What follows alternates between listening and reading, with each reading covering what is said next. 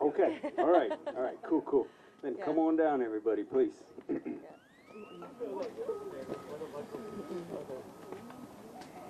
Give me 1 second. So,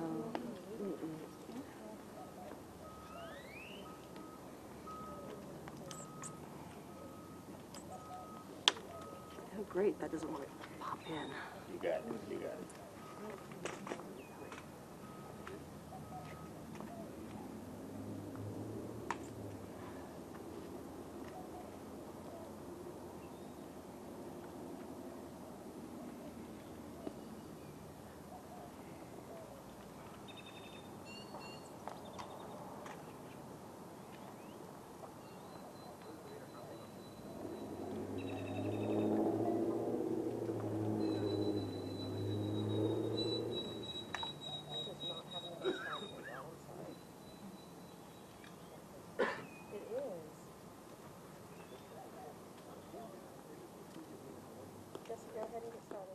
All right. Good morning, everyone, and good morning. Thank you for being here today in lovely Eagle Pass, Texas, where, you know, it's a focal point around the world.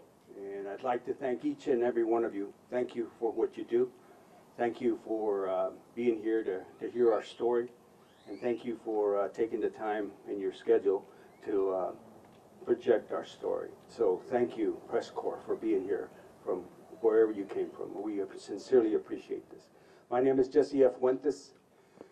On behalf of the Eagle Pass Border Coalition, we'd like to welcome you to this press conference here in Eagle Pass, Texas, today, February 29th, 2024. And we're excited to be here before you. And like I said, thank you. We've got a different array of speakers from Southwest Texas, from this beautiful area, the border, from Del Rio, from Uvalde, from Brackettville, from Eagle Pass.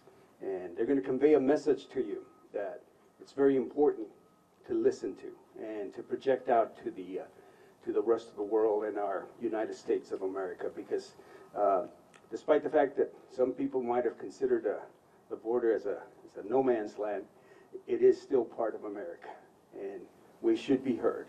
And I thank you, like I said, once again, for this opportunity. We're going to start with an invocation by Pastor Julio from the Lutheran San Lucas Church, and we'll start with that. Thank you. Buenos días a todos, hermanos y hermanas. Vamos a comenzar encomendándonos a Dios, porque como todos sabemos, nuestra nación confía en Dios, porque su lema es "en Dios confío", pero que ese lema no solo sea un adorno, sino que realmente sea confiar en Dios y cumplir sus mandatos. Vamos a empezar con el Salmo 113. Aleluya, alaben las obras del Señor, alaben el nombre del Señor, sea bendito el nombre del Señor, desde ahora y para siempre. Desde el nacimiento del sol hasta donde se pone, sea alabado el nombre del Señor. Excelso sobre todas las naciones es el Señor. Tenemos que confiar en Dios, pero tenemos que cumplir lo que Dios nos manda. Primeramente, los mandamientos, el más importante que dijo Jesús es el primero: amar a Dios sobre todas las cosas, pero el segundo es semejante al primero: amarás a tu prójimo como a ti mismo. Pedimos a nuestros hermanos políticos que no vengan a Eagle Pass a hacer política del sufrimiento humano, de lo que padece la comunidad, de lo que padecen nuestras comunidades hispanas, que no vengan a hacer nomás propaganda política. Eagle Pass no necesita propaganda política. Eagle Pass necesita soluciones. Eagle Pass necesita apoyo en diferentes circunstancias. Así que pedimos a nuestros hermanos políticos, no vengan nomás a pararse 5 minutos aquí, no vengan a mostrar nuestro dinero, nuestros impuestos, lo que nosotros pagamos en propagandas políticas. Es un llamado para que realmente hagamos lo que tenemos que hacer, ¿verdad? Ser solidarios con los que sufren. Gracias. Thank you, Pastor Julio. It gives me great pleasure to, like I said, to be here before you, and we're going to have America Garcia Gruel hopefully lead us through our situation as far as speakers, and they're going to be talking about diverse situations within the border that needs to be sent out so that everybody is aware of our current situation here on the border, especially in Eagle Pass, Texas. Our first speaker is going to be Gates. Gage. Thank you, Gage. Thank you, Jesse. I prepared something written, but my name is Gage Brown. I'm an organizer with the Border Organization in Kinney County, my hometown, and Uvalde County. And the Border Organization is a nonpartisan organization made up of everyday people who are willing to fight for themselves and for their communities. So I come from Kinney County. It's a beautiful place, my lifelong home, but a place that has been exploited and misrepresented by politicians and so-called public servants who take more interest in playing out their personal fantasies of power than in the lives of the people they are elected to serve. I know this because while the Texas legislature has allocated more than $10 billion to border security efforts over the past 3 years, my community still lacks critical necessities like mental health services, treatment for addiction, access to affordable healthy food, a domestic violence shelter, or at least law enforcement officers with the training to properly respond to domestic violence calls and not dismiss or ignore them. I know a woman who is left lying on the floor waiting for EMS for over an hour because our only ambulance is constantly following crashed high-speed chases. We've also been fighting for 2 years in my community to get a drought contingency plan for our dwindling water supply so that we can have water in the coming years. On top of all this, as a result of the militarization of our border community, I know many friends and neighbors who are sick of being pulled over by police when they're just trying to get to work or go to the store for reasons like a dusty license plate. And my neighbors of all different political leanings agree that the high-speed chases ripping through our town at all hours of the day and night are unnecessary and reckless. Our issues in Kinney County are various, but they all grow from the same source, which is the wide gap between the priorities of everyday people and the priorities of our elected officials. Everyday people in my community need affordable health care. They need jobs with living wages, secure housing, quality public education, and a safe, dignified environment to exist in. These things cost money and attention, the kind of money and attention that is currently being spent on fleets of new police cars, weapons, drones, concertina wire, and endless court cases against people who in many instances are only guilty of seeking refuge and work. Humane, nonpartisan immigration reform is worthy of investment and attention, but this is not what we're seeing now. What we're seeing now is a $10 billion fear campaign which does more to punish people on both sides of the border than it does to establish border security. The border will be secure when people on both sides of it can make a living where they are and can live in dignity and safety. As people, we have no choice but to take time out of our busy and burdened lives to organize together for the things we want. Because when we let politicians call the shots and define our priorities for us, this is what we get. We must organize and we must define our priorities for these elected officials and not allow them to do it for us. That's awesome. When I was planning this press conference, they told me, stick to one topic. People can only keep one topic in their head. And I said, no, the American public needs to know about what's going on in our community, and it's more than just the river that runs through it. That said, I'm bringing up Jesse now, who's going to talk about the river that runs through our community. Jesse?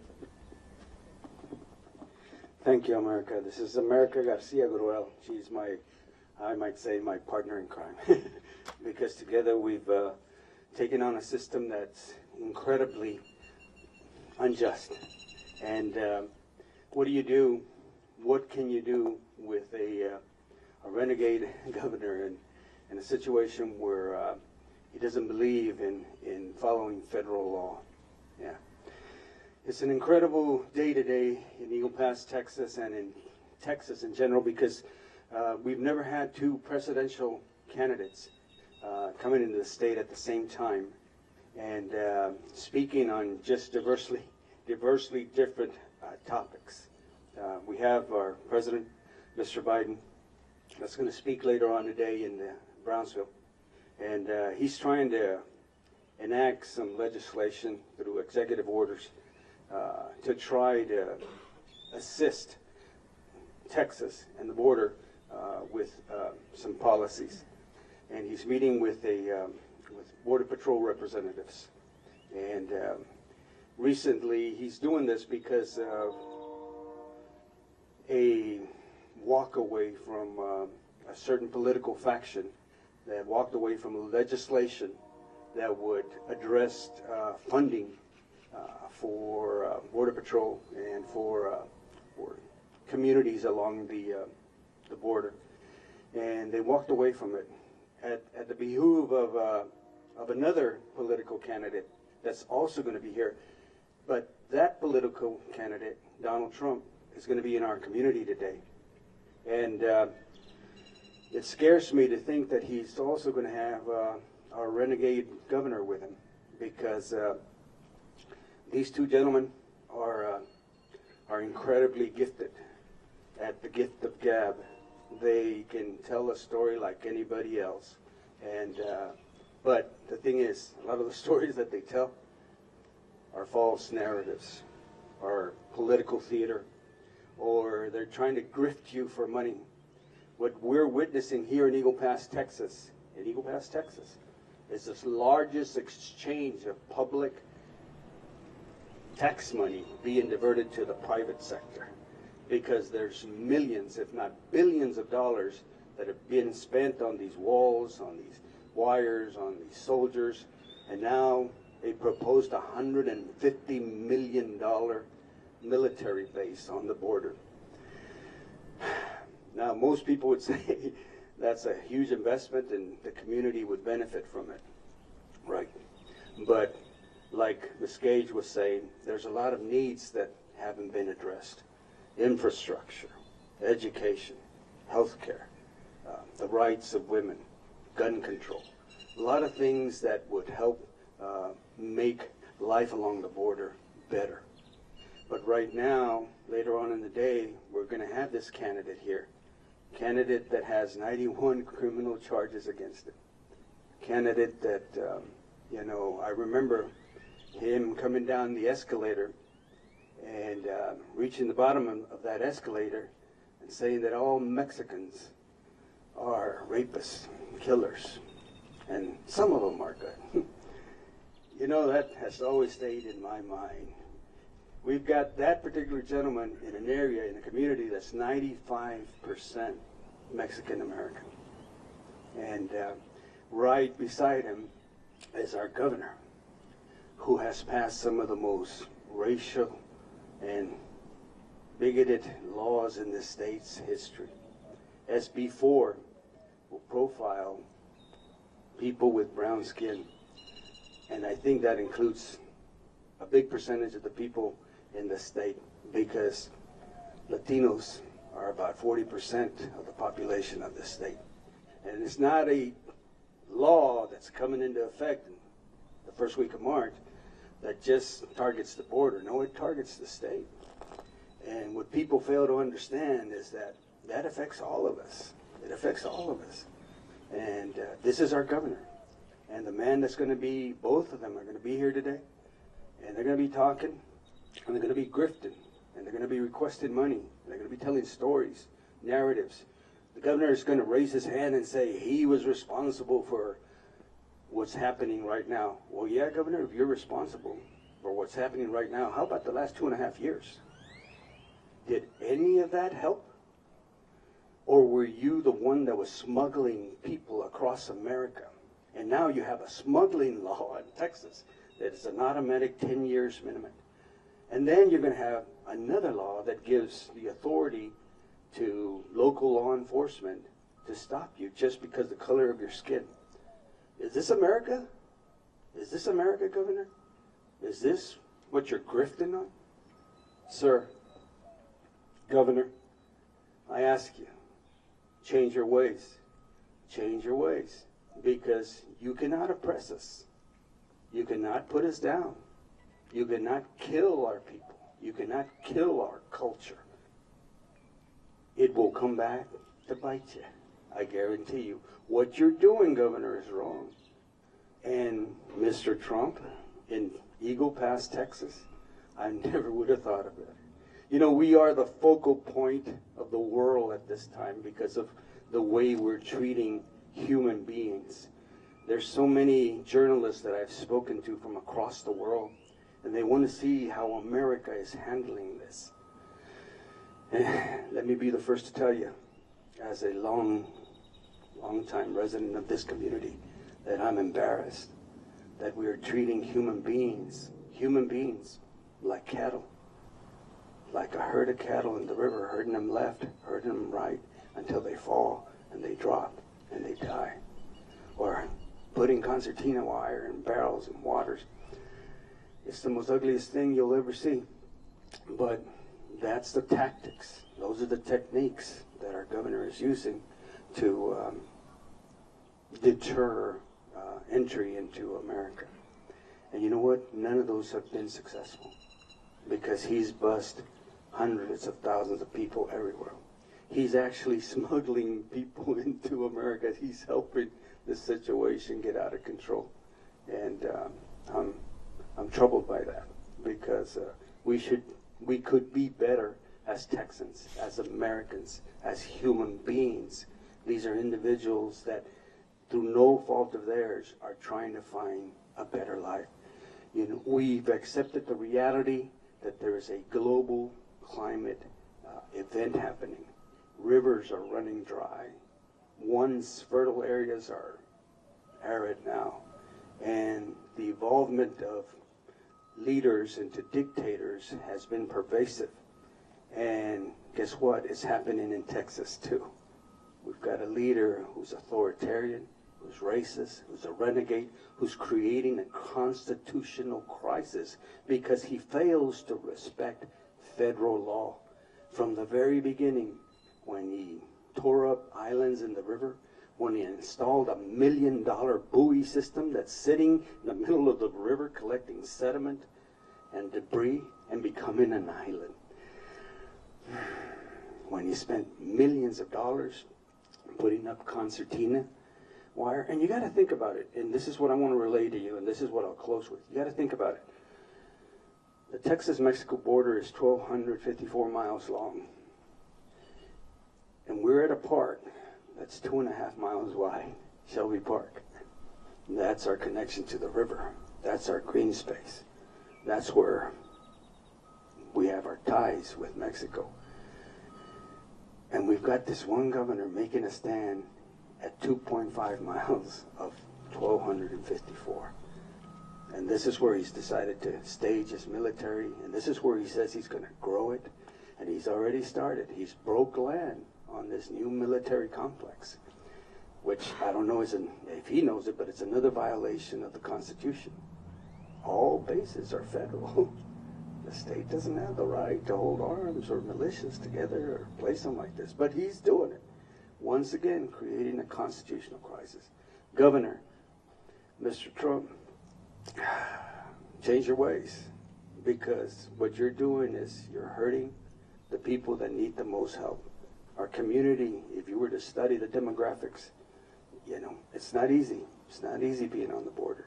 And this unwanted attention, this unwanted militarization of our community is unwelcome. You are not welcome here, gentlemen. Despite what the hate that you're going to spew today, you're not welcome in this community. And you need to change your ways. Those billions of dollars could go into infrastructure, education, healthcare, and making sure that the people on the border are listened to. Because every time that you come here, we have to do this on our own. We have to speak to the press on our own, because you won't invite us, or you won't have a sit down with us. So, Governor, what are you afraid of?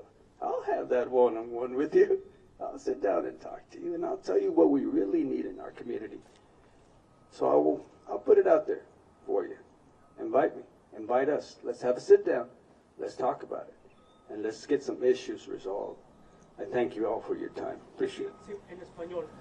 Donald Trump es bienvenido en esa frontera. No, Ok. no queremos que venga Donald Trump a este lugar, pero se lo voy a pasar aquí a América y estoy dispuesto a platicar con ustedes, hermanos, hermanas, en español después que termine esta conferencia. Gracias. Thank you.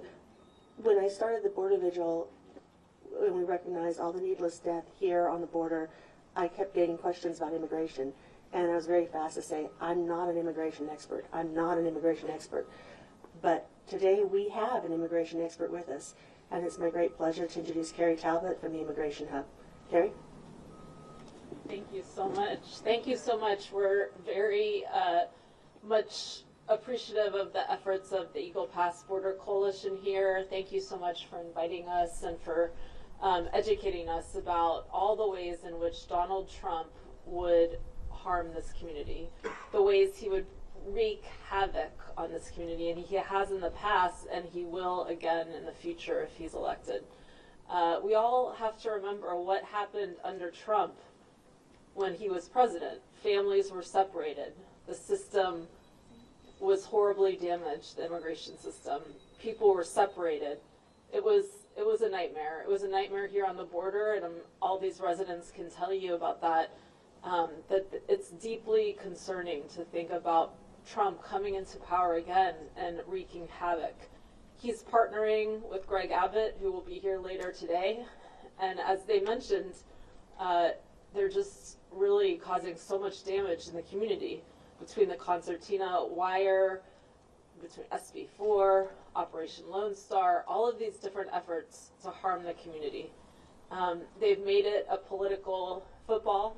They're coming here to further politicize the issue and not to really solve it. And it's just clear that they're not interested in what these local residents are saying about their interests. What they're really interested in is making it a political game, not providing not doing what needs to be done, and instead just focusing on it as politics. I think we just have to be really concerned that, former President Trump hasn't said that he's not going to do family separation again. He hasn't said that. So is he going to separate families? What his plans that have been detailed recently include mass deportations, mass detentions, massive infrastructure here along the border, and it's just deeply concerning. So I'm glad to stand here with these residents and really agree with everything they've said and want to support them in their effort to shine a light on what this local community really needs. And what they do not need is President Trump and Greg Abbott coming here and politicizing this issue and not really solving it. So thank you so much to them for having me. If you look at the speaker list on the agenda, I'm next, and it's 5 minutes is not enough time to tell you everything about Eagle Pass.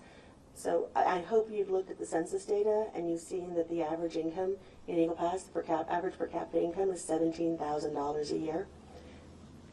Good jobs are hard to find. Good jobs with benefits are hard to find.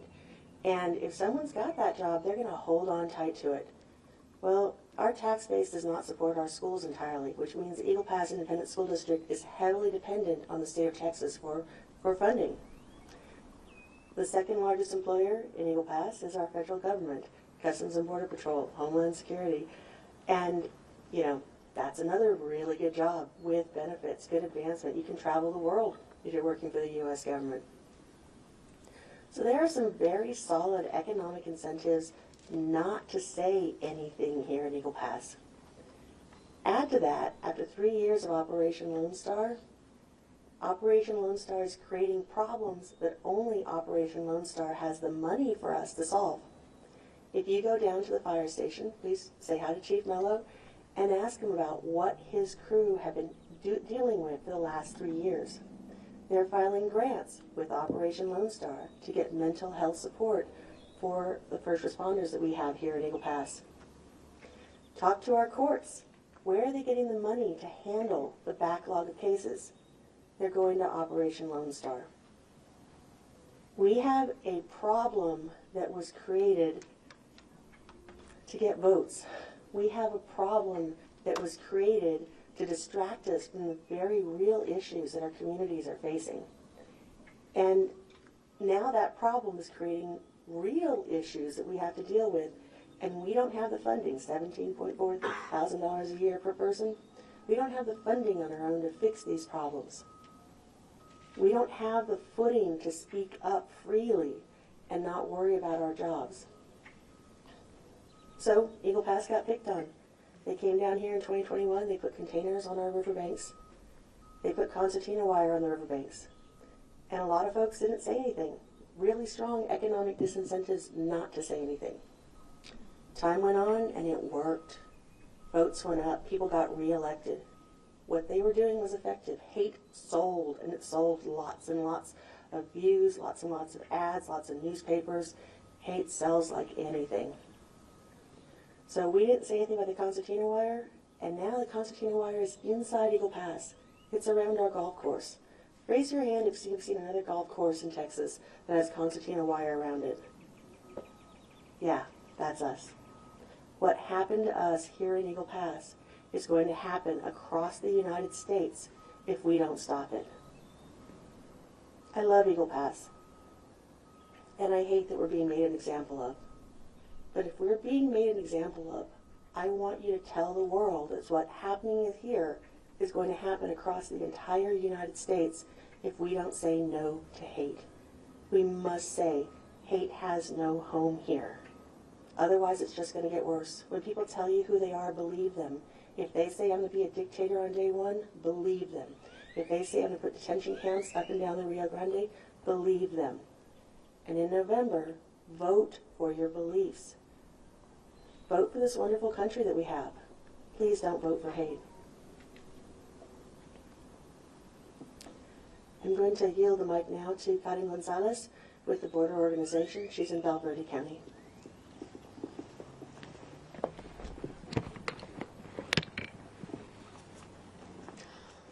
Good morning, everyone. My name is Karen Gonzalez, and I'm an organizer for the Border Organization in Del Rio, Texas.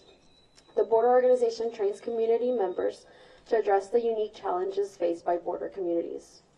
We focus on infrastructure, living wage, affordable home, education, and healthcare, all of which is affected by the gross misuse of money the state of Texas has spent on Operation Lone Star. Since March 2021, it has drained more than $5 billion, costing taxpayers millions a week. Why not invest that into our communities, our teachers, our veterans, our homeless, healthcare, school safety? The list goes on and on. There are plenty of colonias in this state still in need of water, a basic human right, but yet we're too busy infringing on others' human right to seek asylum. We all know that this is a political showdown of state versus federal government, and instead of helping our border communities, you are crippling them. You even heard some elected officials and potential presidential candidates say, close the border. Do they not understand how much this would cost? Not only the United States in trade, but our border communities. U.S. and Mexican citizens cross daily to work, shop, buy cheaper medicine, or attend school. They don't even know what it's like to live in a border community, and yet they want to come in and make these decisions that affect our daily lives. The immigration debate in the U.S. is never ending. No operation is going to deter them from coming. Back in 2021, in my community, we had over 14,000 Haitians under our international bridge. And Eagle Pass just recently had a huge influx in December. Our governor may have set up millions in razor wire, but our border is far and wide, and they will look for another route. Are we just going to keep throwing money at this every time that better route is found? Because the system in place is clearly not working. We need to invest in humane solutions to keep both U.S. citizens and immigrants safe. Immigrants have made invaluable contributions to American society and our economy. Common sense, bipartisan immigration reform should strengthen our economy, protect the rule of law, and make our borders more secure. Not what the governor is doing, not what the president allows to happen, in no way represents the people in our organization. We're so locked into our political identities that there is virtually no candidate, no information that can force us to change our minds. We will justify almost anything or anyone so long as it helps our side. And the result is a politics without guardrails, standard persuasion, or accountability. According to Abraham Lincoln, democracy is the government of the people, for the people, and by the people. When you stop representing the many to represent the few, you are jeopardizing our democracy.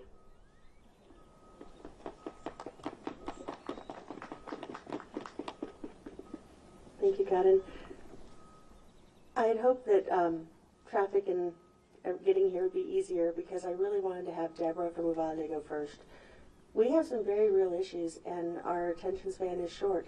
But on May 24th, 2022, one of the worst tragedies occurred in this part of the country. And my sister's classmate, Eva Mireles, was shot in her classroom at Robb Elementary. Eva Mireles is from Eagle Pass. She went to elementary school, junior high, and high school with my sister, the same schools I went to. We want to make sure that her memory is not forgotten. And we want to make sure that Uvalde is not forgotten because gun safety is still a very real issue for the entire United States. So it's my pleasure to welcome Deborah. Thank you. Good morning. I'm Deborah Bond with Karma out of Uvalde. I actually don't live there, but I became an honorary citizen on May 25th, I believe, after the Uvalde massacre that we all know about. After that, we saw division and things like that between our own brown people. And we kind of came up with we wrote something together, Adam Martinez and I. So not long ago, our ancestors stood here in the same place talking about the same thing, immigration. But it was Texas, Mexico, and the immigrants were white people trying to improve their lives. Did we turn them away or throw them in cages? No, we gave them a handout and welcomed them with open arms. We all know what happened after that. So we can't pretend that these politicians want what's best for us. They create these problems so that they can have something to talk about to us, something to divide us. So people like you and I, we can run to them for help. They tell lie after lie, but we have to see through all of it. So at this time, thousands have come over, and they're just trying to improve their situations. We use their labor. We use them for jobs to pay them less. The people that are coming over the border, these human beings. Excuse me. And, there have been a few bad ones that the right would like to point out and then criminalize all of the people coming across the border. And just as everybody else said before me, and I'm sorry I got here late, but we do need to stop the hate. We need to stop the division.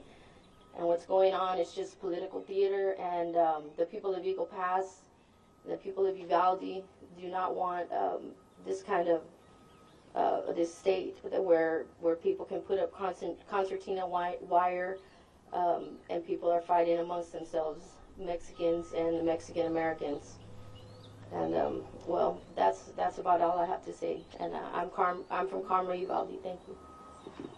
Here's Pastor Leyva. Good morning and glad that you're here. As we conclude this press conference, I just ask that God will be the one that guides us through the Holy Spirit because He knows best, and we need to trust, like Pastor Julio said, we trust in God and we believe in God. So as we go through these situations, and again, not only here in Eagle Pass, you'll be throughout, let us remember that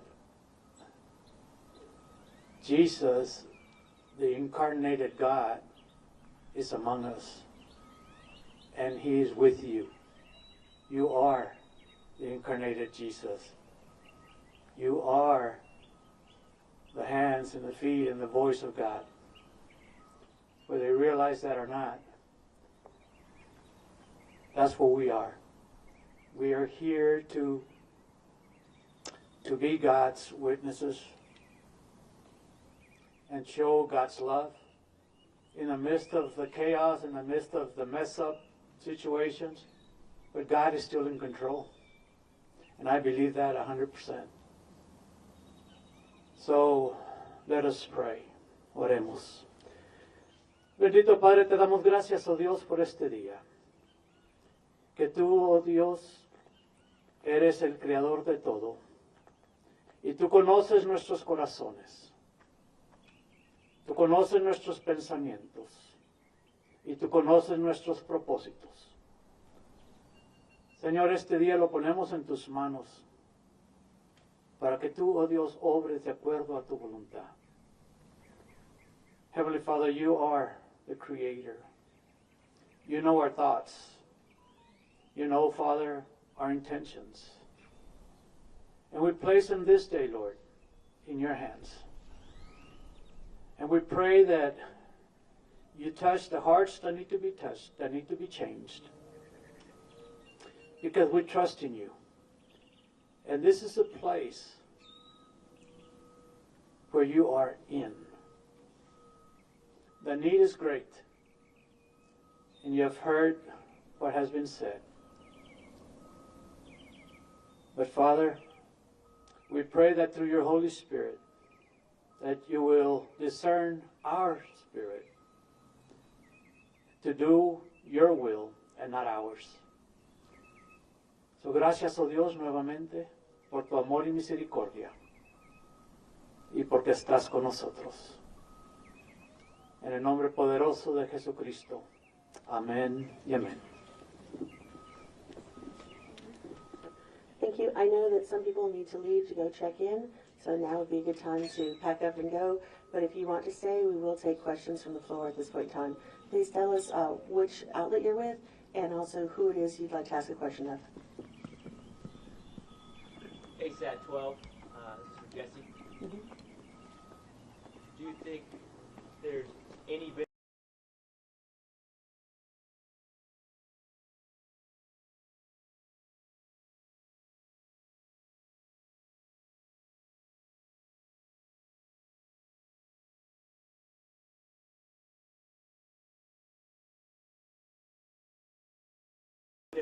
No benefit whatsoever. He's just here, like everyone has said, to spread the hate and to, basically put our culture down. If there's something you could say to him directly, what would that be? I would say to Donald Trump that I would hope that he would find it in his heart to be truthful, to be honest, to be sincere, and to stop spreading the hate, because he knows what he's doing. He's very good at it.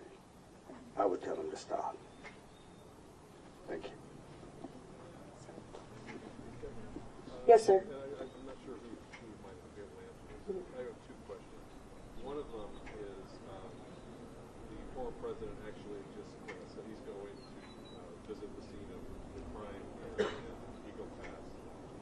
The invasion of Shelley Park by the state of Texas. That sounds good. If you allow me to finish it. And his sense was that this is a crime scene. Do you all feel that the Eagle Pass is a crime scene? So the question was, is Eagle Pass a crime scene? In 2022, there were an estimated 858 people who drowned or died crossing into the United States. Human Rights Watch says that there were over 76 deaths from high-speed chases in the border counties. 67% of all high-speed chases in Texas occur in border counties. So yes, I would say that Maverick County, Eagle Pass, the border counties are crime scenes, and I would say that Operation Lone Star is committing that crime. I'll also go on to say that Operation Lone Star is the biggest theft that the state of Texas has ever seen. It is the largest transfer of public tax dollars from state coffers into private hands. And every single bit of what's going on would be illegal if it were not for the disaster declaration. The procurement process, the things that it's paying for, the actions that are taken are all completely illegal. And we welcome the Department of Justice looking into what's happening, because we believe that there are many crimes that have occurred here, and we need some sunshine on these things. So Nick, that's your question. Yes, Eagle Pass is a crime scene committed by the state of Texas. Just one follow-up. Senator John Cornyn just announced that he is going to make a bid to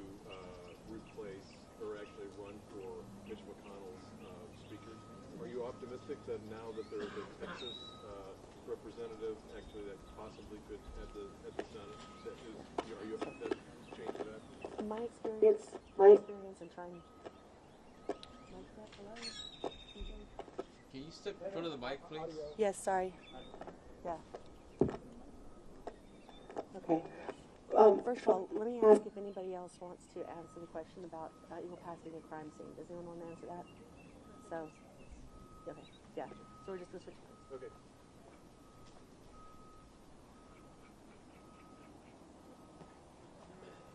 Mic check. Hello. 1, 2, 3.